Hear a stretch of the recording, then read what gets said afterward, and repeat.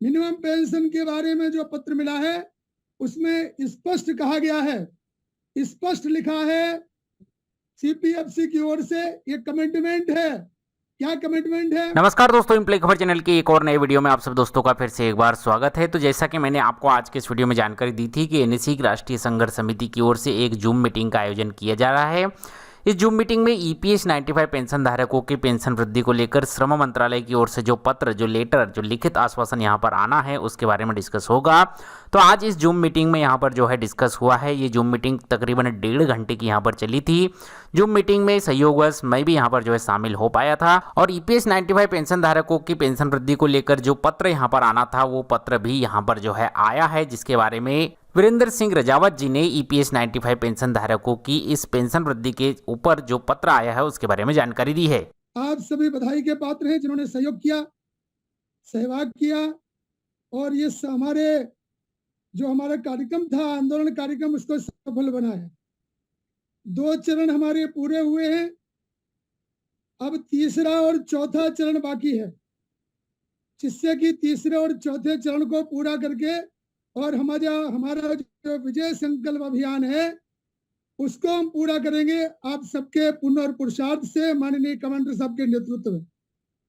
दीपावली के बाद में आप लोग विचार करके रखिए, तीसरे चरण में हमको मंत्रिमंडल के जो सदस्य हैं उनको घेरना है, उन तक अपनी बात को पहुंचाना है, जिससे कि मंत्रिमंडल की बैठक में और जिस प्रकार से प्रस्ताव लेबर मिनिस्ट्री जो भेजा हुआ है, जो सुन रहे हैं आपने द हिंदू पेपर में पढ़ा होगा, जिसके संकेत हमको मिल रहे हैं, जिससे कि जो है मंत्रिमंडल में हमारी मांगों को 7,500 प्लस डीए की मांग को पूरा किया जाए।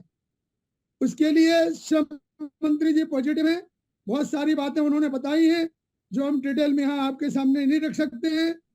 माननीय कमांडर साहब ने स्पष्ट कर दिया है कि सर हमें जो कहना था हम कह चुके हैं, अब क्रियान्वयन की बारी है, आप इसका इम्प्लीमेंटेशन करवाइए, जिससे कि हम दोनों लोगों को, पति पत्नी को, दोनों को अच्छी पेंशन जो है ऐसी मिले और वह 7,500 प्लस डीए ही हो सकती है। हायर पेंशन के बारे में मैं आपको बता दूं कि जो हमें पत्र मिला है, मिनिमम पेंशन के बारे में जो पत्र मिला है उसमें स्पष्ट कहा गया है, स्पष्ट लिखा है सीपीएफसी की ओर से ये कमिटमेंट है। क्या कमिटमेंट है? कि ईपीएस 95 पेंशनर्स के हित में सर्वोत्तम संभव समाधान खोजने के लिए सरकार की प्रतिबद्धता व्यक्त की मंत्री महोदय जी ने। ये स्पष्ट कहा है उन्होंने। हायर पेंशन के बारे में स्पष्ट कहा है मंत्री जी ने कि हायर पेंशन पर मिशन मोड पर कार्रवाई शुरू है और जो हमारा मेडिकल का विषय है उसके बारे में उन्होंने बताया है कि हम एक बड़ी योजना तैयार कर रहे हैं, जिससे कि सबको, पति पत्नी को, दोनों को मेडिकल सुविधा प्रदान की जाए। रही सवाल हमारे समस्याओं की बात, तो माननीय श्रम मंत्री जी के सामने और हमारे कैबिनेट सेक्रेटरी महोदय जी के सामने जो हमारी टीम के सदस्य थे, सबने अपनी बात रखी। डंगवाल साहब ने विशेष करके बात रखी कि सर 200 से 250 पेंशन हमारे रोज मर रहे हैं। राजीव जी ने कहा कि सर ये कमिटमेंट था ईपीएफओ का कि जब स्कीम बनी थी कि हम 10% आपको अच्छी पेंशन देंगे केंद्र सरकार की तरफ से, केंद्र सरकार से अच्छी पेंशन देंगे। और हमारे नरगुंड साहब ने तो बहुत ही प्रभावी ढंग से बात कही है। सब लोगों ने, कमांडर साहब ने सबको चांस दिया, सबने अपनी बातें कही, आपके जो मन की व्यथा है उसको बताया गया है। और हमने आपको जिस प्रकार से पहले कहा, अभी सभी के मन में हमारे प्रति करुणा का भाव जागृत हो चुका है और इसका पूरा श्रेय माननीय कमांडर साहब को और आप सभी के पुण्य और पुरुषार्थ को है। रही आंदोलन की बात, तो अभी जो हमारे ईपीएफओ के सामने आंदोलन हुए हैं, उन आंदोलन में आपने अपनी भावनाओं को व्यक्त किया है।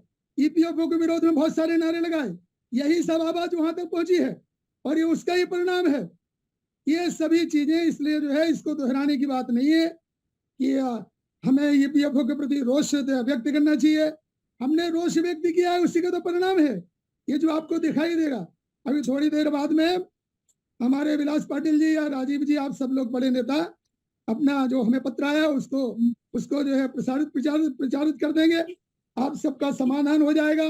इसके अलावा ईपीएस 95 पेंशन धारकों के पेंशन वृद्धि को लेकर इस बैठक में तकरीबन 150 से 200 लोग अलग अलग स्टेट से यहाँ पर आए थे। सभी ने अपनी अपनी सलाह, अपने अपने विचार यहाँ पर रखे कि आगे किस तरीके से ईपीएस 95 पेंशन धारकों की पेंशन वृद्धि को लेकर यहाँ पर जो है कार्यवाही की जानी चाहिए। अलग अलग रणनीतियाँ यहाँ पर जो है रखी। अब इन पर जो है किस तरीके से यहाँ पर जो है एनएससी राष्ट्रीय संघर्ष समिति विचार करती है, उसके बाद यहाँ पर जो है उनके क्या निर्णय आते हैं, आंदोलन आगे कैसे किया जाएगा, वो सब यहाँ पर जो है देखने वाली बात होगी। कुल मिलाकर अभी जो है पत्र की कॉपी ईपीएस 95 पेंशन धारकों के लिखित आश्वासन की जो कॉपी है वो जो है अभी किसी के साथ शेयर नहीं की गई है, लेकिन पत्र में क्या कुछ बात कही वो जो है आपको वीरेंद्र सिंह रजावत जी ने यहाँ पर बता दी है। मोटा मोटी इस पत्र में कोई तारीख यहाँ पर जो है नहीं लिखी हुई है कि ईपीएस 95 पेंशन धारकों की पेंशन इस तारीख से यहाँ पर जो है बढ़ जाएगी। कोई ऐसा अमाउंट नहीं लिखा गया है कि न्यूनतम पेंशन इतनी यहाँ पर जो है हो जाएगी, लेकिन यहाँ पर जो है इसे एक ठोस आश्वासन के तौर पर माना जा रहा है, लिखित आश्वासन के तौर पर माना जा रहा है।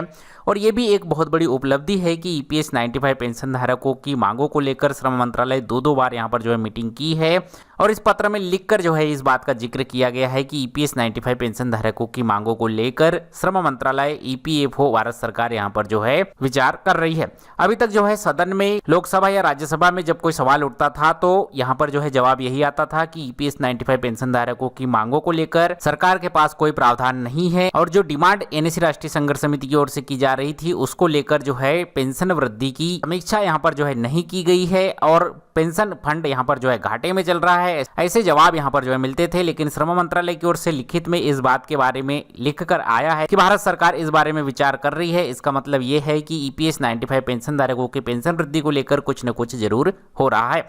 बाकी आपके इस सब पर क्या विचार है मुझे कमेंट करके जरूर बताइए। जैसे ही ये प्रपत्र हम तक यहाँ पर जो है पहुंचता है, मीडिया में शेयर किया जाता है या अशोक रावत जी वगैरह की ओर से यहाँ पर जो है वीडियो बनाकर जो है इसके बारे में जानकारी दी जाती है, तो आपके साथ ये पूरी जानकारी और प्रपत्र का पूरा विश्लेषण भी हम साझा करेंगे। तो चैनल को सब्सक्राइब कर लीजिए, वीडियो को लाइक कीजिए। मिलते हैं अगले वीडियो में, तब तक के लिए जय हिंद, वंदे मातरम।